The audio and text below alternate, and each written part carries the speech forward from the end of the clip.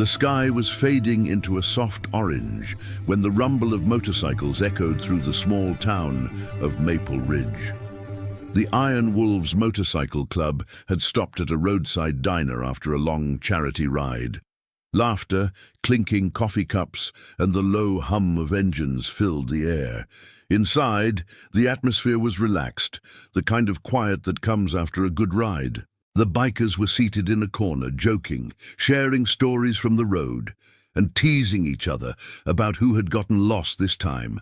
Then the door burst open. A little girl, no older than 7, stumbled inside, her face streaked with tears and dirt. Her tiny pink backpack was half open, her knees scraped, her breathing heavy and fast. Every head in the diner turned. "Please," she cried, her voice trembling. "Somebody help! My mommy, they're hurting my mommy!" The room froze. The waitress gasped. Even the music stopped. Before anyone could react, one of the bikers, a tall man named Jack Bear Dalton, pushed back his chair and knelt beside the girl. His leather jacket creaked as he bent down to meet her eyes. Hey, slow down, sweetheart," he said gently. "Tell me what happened. Who's hurting your mom?" The girl pointed shakily toward the woods across the street. "2 men. They stopped our car. They dragged her out. She told me to run." The air inside the diner grew tense. The bikers exchanged looks. That silent kind of understanding only people who've seen too much of the world share. "Bear," said another biker, Mason, standing up. "We can't just sit here." "Wasn't planning to," Bear replied, already walking toward the door. The waitress tried to protest, but Bear just said, "Call 911. Tell them there is trouble near mile marker 9. We'll keep the girl safe." In seconds, the Iron Wolves roared to life. Engines thundered like a storm as they sped down the road, following the direction the girl had pointed. Dust kicked up behind them, as the last light of day painted the horizon in gold and fire. They found the car a few minutes later, an old sedan, the driver's side door hanging open, the engine still running. The forest around it was quiet, too quiet. Bear stopped his bike, listening. Then came a muffled cry, a woman's voice, desperate and weak. "This way," he barked. The bikers moved quickly but carefully, spreading out as they entered the trees. Mason spotted movement ahead, 2 men dragging a woman toward a cabin hidden behind a cluster of pines. She was struggling, crying, her blouse torn. "Hey!" Bear's voice thundered through the woods. "Let her go!" The men froze. One turned, sneering. "Who the hell are you?" "Her guardian angels," Mason growled. The 2 men exchanged nervous looks, realizing they were outnumbered.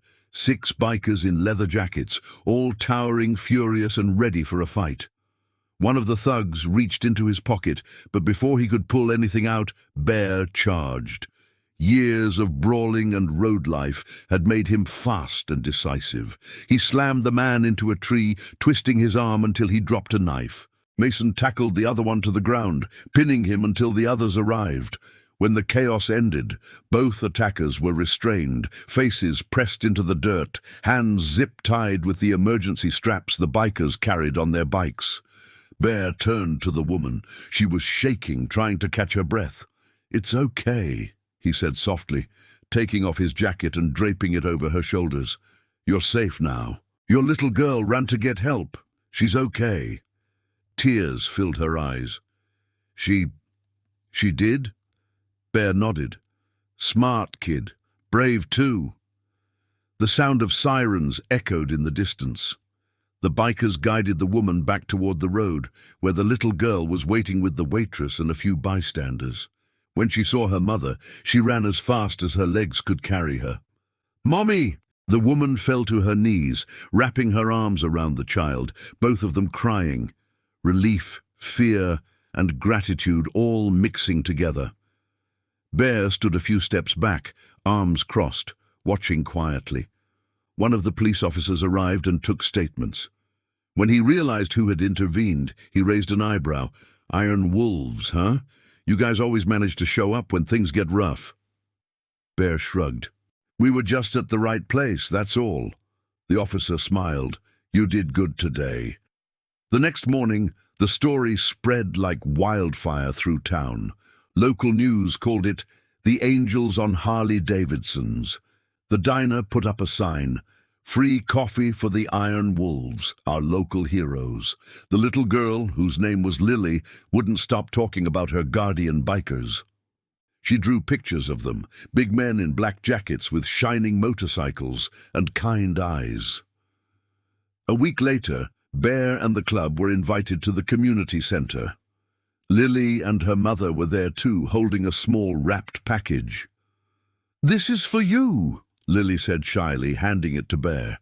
He opened it. Inside was a framed drawing of the bikers standing under a sunset, their motorcycles gleaming, with Lily and her mum smiling beside them. Above, in a child's handwriting, were the words, "Thank you for not being afraid." Bear's throat tightened. He looked at Lily and smiled. "You're the real hero, kid. You ran for help when it mattered." Lily giggled. "Mommy says you're like superheroes on bikes." The whole room laughed, but there was truth in her words. The Iron Wolves didn't wear capes, and they didn't ask for praise. But that night, they had done something that changed lives.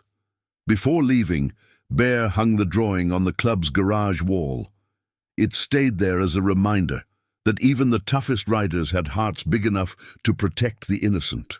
Months passed. The town of Maple Ridge slowly returned to its calm routine, but every time the sound of motorcycles rolled through the streets, people smiled instead of frowning.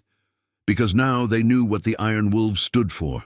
Not trouble, not rebellion, but protection, loyalty, and courage. And every Thursday afternoon, a small pink backpack could be seen at Marlene's diner again. Lily would sit by the window, coloring pictures while her mum worked, and whenever the rumble of engines filled the air, she'd look up and wave.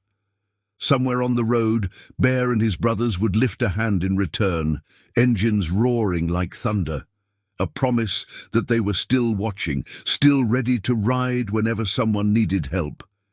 Because sometimes heroes don't wear uniforms. They wear leather. And they never stay silent when the innocent cry for help. If this story moved you, hit like and subscribe, because sometimes courage comes roaring down the road when you least expect it.